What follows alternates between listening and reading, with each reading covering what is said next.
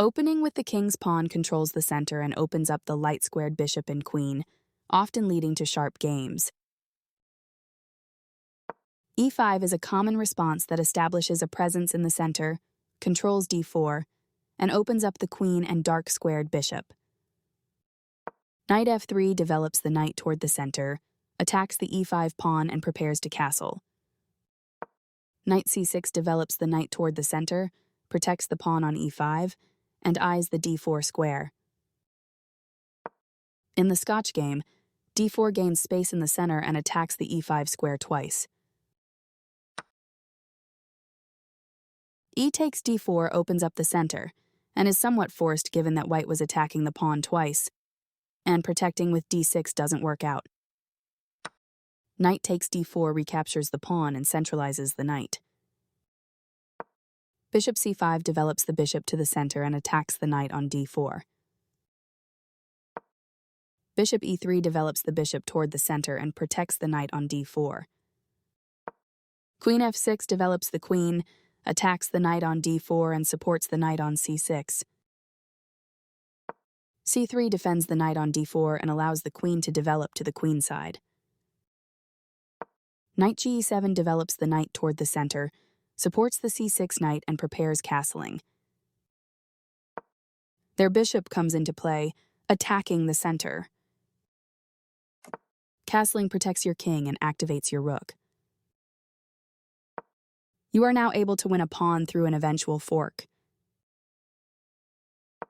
You missed an opportunity to win a pawn through an eventual fork.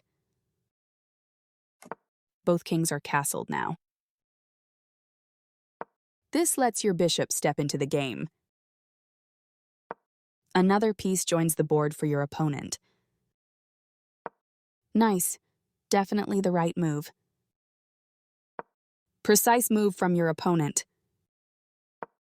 Very good choice. They missed a chance to defend a pawn that was under attack. You get a chance to pin a pawn. You are threatening to checkmate the king. They move the pawn to safety. This is the way to win material. A straightforward recapture. You are threatening to checkmate the king. You can pick up a free bishop. That bishop was yours for the taking. They played the strongest move available. You won material by capturing a rook. They move the bishop to safety. Clearly you don't want to leave your bishop in danger. This move is dropping a bishop, though it doesn't change their losing position. You captured a free knight. They are threatening to checkmate the king. Nice job blocking the attack on your pawn. I like their choice. You're kicking their queen out of a useful square. They move the queen to safety. Good job defending that bishop. They played one of the best moves here. A good choice to move your threatened queen. Avoiding the trade was the smart choice here. You are threatening to checkmate the king. They prevented you from being able to checkmate the king. You are threatening to checkmate the king. Their move stopped you from being able to checkmate the king. You moved the bishop to a better square. They move their king out of the check from your bishop. A knight in the center controls more squares. They made one of the top moves in this position. Your bishop has more scope from this square. Their king steps away from the check by your bishop. Passed pawns have a clear path to promotion. They missed a better way to evade the check from the opposing knight. This move is okay, but not what I would have played.